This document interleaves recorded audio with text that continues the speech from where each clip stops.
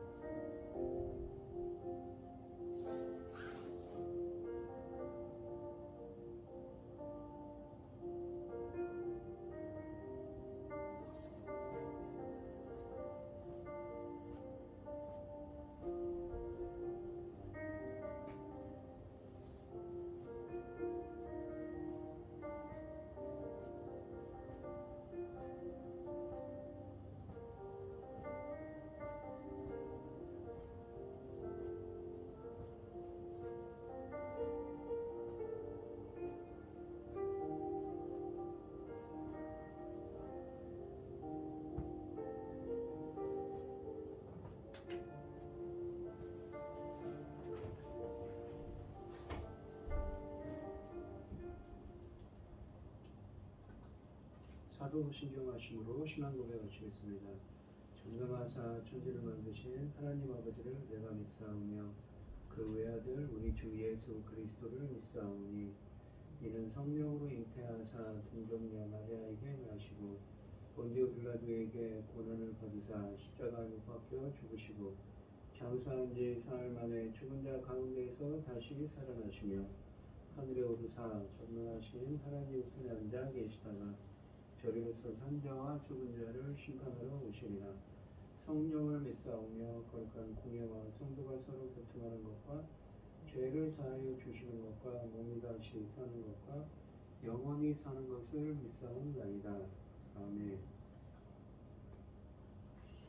찬송가 325장입니다. 325장입니다. 예수가 함께 계시니 시험이 오나 겁없네. 기쁨의 근원 되시는 예수를 위해 삽시다. 날마다 주를 섬기며 언제나 주를 기리고 그 사랑 안에 살면서 먼 길로 가지 맙시다. 이 세상 사는 동안에 주 이름 전파하면서 무한한 복락 주시는 예수를 위해 삽시다. 날마다 주를 섬기며 언제나 주를 기리고 그 사랑 안에 살면서 딴 길로 가지 맙시다. 이 세상 친구 없어도 예수는 나의 친구니 무리한 일을 버리고 예수를 위해 삽시다. 날마다 주를 섬기며 언제나 주를 기리고 그 사랑 안에 살면서 딴 길로 가지 맙시다. 주께서 심판하실 때 잘했다 칭찬하리니 이러한 상급 받도록 예수를 위해 삽시다. 날마다 주를 섬기며 언제나 주를 기리고 그 사랑 안에 살면서 딴 길로 가지 맙시다. 아멘. 오늘 함께 하실 하나님의 말씀은 여호수아서 6장 8절로 27절 말씀입니다. 여호수아서 6장 8절로 27절 말씀입니다. 구약성경 327쪽에 있습니다. 교독을 하겠습니다. 제가 먼저 읽겠습니다. 여호수아가 백성에게 이르기를 아침에 제사장 7은 양각 나팔 7을 갖고 잡고 여호와 앞에서 나아가며 나팔을 불고 여호와의 언약궤는 그 뒤를 따르며 그 무장한 자들은 나팔 부는 제사장들 앞에서 행진하며 하고는 그의 뒤를 따르고 제사장들은 나팔을 불며 행진하더라. 여호수아가 백성에게 명령하여 이르되 너희는 외치지 말며 너희 음성을 들리게 하지 말며 너희 입에서 아무 말도 내지 말라. 그리하다가 내가 너희에게 명령하여 외치라 하는 날에 외칠지니라 하고 여호와께로 그 성을 한번 돌게 하고 그들의 진영으로 돌아와서 진영에서 자니라. 또 여호수아가 아침에 일찍 일어나니 제사장들이 여호와의 궤를 메고 제사장 7은 양각 나팔 7을 잡고 여호와 궤 앞에서 계속 행진하며 나팔을 불고 무장한 자들은 그 앞에 행진하며 후보는 여호와 궤 뒤를 따르고 제사장들은 나팔을 불며 행진하니라. 그 둘째 날에도 그 성을 한 번 돌고 진영으로 돌아오니라. 엿새 동안을 그 이같이 행하니라. 7째 날 새벽에 그들이 일찍 일어나서 전과 같이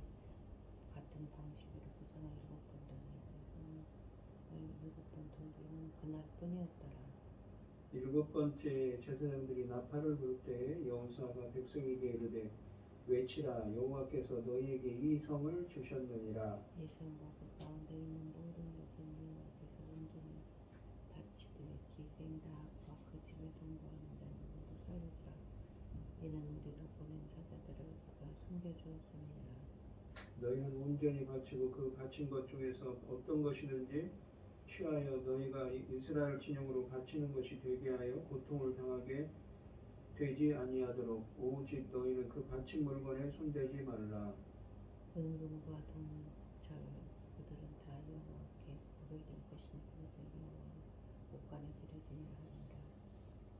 이에 백성은 외치고 제사장들은 나팔을 불매 백성이 나팔 소리를 들을 때 크게 소리질러 외치되 성벽이 무너져 내린지라. 백성이 각기 앞으로 나아가 그 성에 들어가서 그 성을 점령하고 그 성 안에 있는 모든 것을 온전히 바치되 남녀노소 노소와 소와 양과 나귀를 칼날로 멸하니라. 여호수아가 그 땅을 정탐한 두 사람에게 이르되 그 기생의 집에 들어가서 너희가 그 여인에게 맹세한 대로 그와 그에게 속한 모든 것을 이끌어내라 하매 정탐한 전령들이 들어가서 라합과 그 부모와 그 형제와 그에게 속한 모든 것을 끌어내고 그의 친족도 다 이끌어내어 그들을 이스라엘 진영 밖에 두고 무비가 그 성과 그 가운데 있는 모든 것을 불로 사르고 은금과 동철 기구는 여호와의 집 곳간에 두었더라. 여호수아가 기생 라합과 그 아버지 가족과 그에게 속한 모든 것을 살렸으므로 그가 오늘날까지 이스라엘 중에 거주하였으니 이는 여호수아가 여호와의 탐정하다가 보낸 자들을 숨겨두었음이더라. 여호수아가 그때 맹세하게 하여 이르되 누구든지 일어나서 이 여리고성을 건축하는 자는 여호와 앞에서 저주를 받을 것이라. 그 기초를 쌓을 때에 그의 맏아들을 이룰 것이요 그 문을 세울 때에 그의 막내 아들을 이루리라 하였더라. 여호와께서 여호수아와 함께 하시니 여호수아의 소문이 그 온 땅에 퍼지니라. 아멘. 오늘 본문 말씀의 제목은 여리고 성벽이 무너지다입니다. 하나님의 말씀대로 행했을 때 여리고 성이 무너집니다. 이스라엘 군대는 라합과 맺은 약속대로 그와 그의 가족을 모두 건지고 여리고 성을 점령하여 하나님께 온전히 바칩니다. 9절, 10절을 보시면 매일 여리고 성을 도는 이스라엘의 행렬은 제사장들의 나팔 소리와 백성의 철통 같은 침묵으로 구성되어 있습니다. 나팔 소리는 하나님의 임재 또는 언제든지 전쟁 준비가 되어 있다는 것을 상징하는 것입니다. 백성의 침묵은 이 행렬이 진지하고 거룩한 예식이라는 것을 의미합니다. 이스라엘은 마지막 날인 일곱 번째 제사가 승리를 축하하며 소리를 지를 것입니다. 그러나 그날이 오기까지는 모두 경건하고 묵묵히 여호와의 전쟁에 참여해야 합니다. 제사장들의 나팔 소리와 백성의 침묵은 여리고성 안에서 이 광경을 지켜보는 사람들에게 공포를 자아내기에 충분했을 것입니다.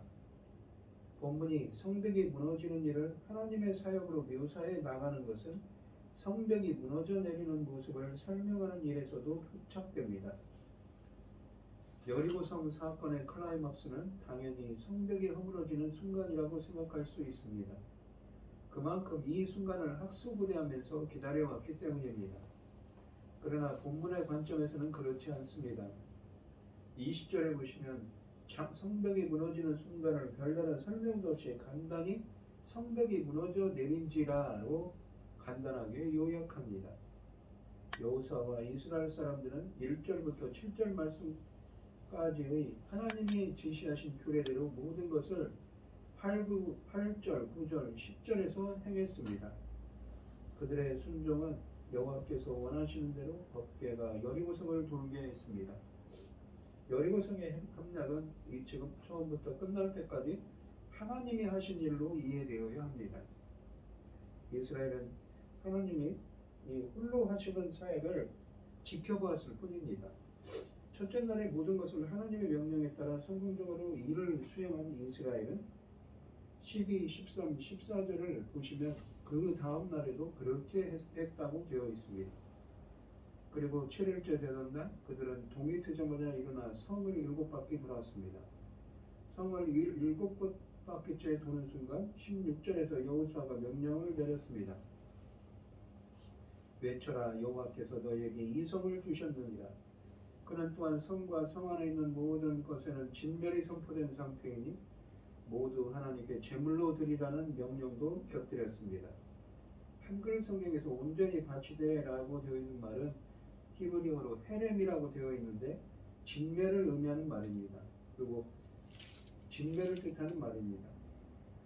이스라엘을 위하여 성전을 진행하시는 성스러운 전쟁을 진행하시는 여호와께서는 이미 여리고성 주민들이 극도로 공포와 두려움으로 떨게 해 놓으셨기 때문에 이스라엘은 별다른 저항을 받지 않고 쉽게 성을 접수할 수 있었습니다. 진멸이라는 단어가 여호수아 안에서 두 번째로 사용되고 있습니다. 이 진멸에는 몇 가지 수준이 있는데 이 여리고성의 경우에는 남녀노소 할 것 없이 모든 사람과 짐승들을 다 죽여야 합니다. 라합 이야기에서 본 것처럼 가나안 사람들 중 여호와를 믿고 신뢰하는 사람은 진멸에서 제외될 수 있습니다. 진멸이 선포된 전쟁에서 얻어지는 귀금속은 하나님의 집에 들여놓아야 합니다. 여호수아 때 이 성전이 있을 리 없으니 당시 하나님의 집은 9장 23절이 언급하는 길갈에 있는 하나님의 집을 의미합니다. 사무엘 때 이 실로에 있던 장막도 여호와의 집으로 불렸습니다. 여호수아는 여리고 사람들에게 선포된 총체적인 멸망에서 창녀 라합과 그녀의 집에 있는 사람들은 제외시킬 것을 17절에 지시합니다. 이스라엘의 리더로서 여호수아는 그녀가 두 정탐꾼에게 베푼 은혜에 보답하고 동기가 어떻든 간에 그들 사이에 맺어진 계약을 그대로 준수하겠다는 것입니다. 그녀가 죽음을 모면하게 된 이유는 그녀의 여호와에 대한 믿음 때문이었습니다. 여리고 사람들을 포함한 가나안 사람들은 왜 진멸을 당해야 하는가요? 창세기 15장에서 하나님이 아브라함에게 하신 말씀을 근거로 생각할 때 그들의 죄가 하늘에 상달되었기 때문에 멸망할 때가 되었다는 것을 알 수 있습니다. 게다가 이스라엘에게는 꼭 그들을 진멸시켜야만 하는 현실적인 이유가 있습니다. 신명기 20장 16, 17, 18절을 보시면 이스라엘이 종교적인 순수성을 유지하려면 가나안 사람들을 진멸해야 한다고 되어 있습니다. 성경은 기독교인들에게 되도록이면 죄를 최대한 멀리하라고 합니다. 22절 23절을 보시면 이 여리고성이 함락되자 라합의 안전이 먼저 확보되었습니다. 라합과 그의 가족들이 죽음을 면하게 된 것은 순전히 그녀의 믿음 때문이었습니다. 가나안을 정탐하러 온 스파이들에게 이 라합은 자비를 베풀며 이스라엘의 하나님 여호와에 대한 자신의 믿음을 고백합니다. 라합과 가족들의 구원은 창녀에 불과한 라합의 신앙을 귀하게 받으신 하나님, 그리고 정탐꾼들이 이 비천한 여인과 한 약속을 그대로 준수하도록 하신 신실하신 여호와의 은혜가 빛을 발하는 아름다운 사건입니다. 하나님이 라합을 구원하신 것은 마치 목자가 100마리의 양들 중 길을 잃어버린 한 마리의 양을 찾아 나섰다는 예수님의 비유를 생각나게 합니다. 여리고성이 완전히 멸망한 상황에서 이 가족들과 함께 생존할 수 있었던 라합은 소돔과 고모라에서 살아남았던 롯을 연상시키기도 합니다. 25절 말씀은 여호와에 대한 믿음으로 인하여 죽음을 면한 라합이 오늘날까지 이스라엘 백성 가운데 살고 있다고 되어 있습니다. 26절에 보시면 여리고성을 정복하고 난 후에 여호수아는 앞으로 그 이 성을 일으켜 다시 세우겠다고 다시 나서는 사람을 저주했습니다. 이 저주는 여리고성에서 사는 것을 금하는 것은 아닙니다. 여호수아는 단지 성읍을 요새화시키는 것을 금하고 있습니다. 성벽 기초를 놓은 자는 맏아들을 이룰 것이요 성문을 다는 자는 막내 아들을 이룰 거라고 되어 있습니다. 여호수아의 이 26절 말씀인데 여호수아의 저주는 짧지만 노래 형태를 취합니다. 여호수아는 자신의 저주가 마치 하나님의 하나의 동요가 되어 두고두고 사람들의 입에 오르내리며 기억되기를 원했던 것입니다. 이 저주는 아합 왕 시대 때 베델에 히엘이라는 사람이 여리고성을 요새화시킬 때 이 열왕기상 16장 34절을 보면 그대로 성취되었습니다. 히엘은 여리고성을 재건하다가 그 저주가 경관대로 두 아들을 잃었습니다. 27절 말씀을 보시면 여리고성 정복이 또한 어떤 효과를 발휘했는가를 지적합니다. 본문은 여리고성 참락을 통해 여호수아의 명성이 그 온 땅에 퍼졌다고 되어 있습니다.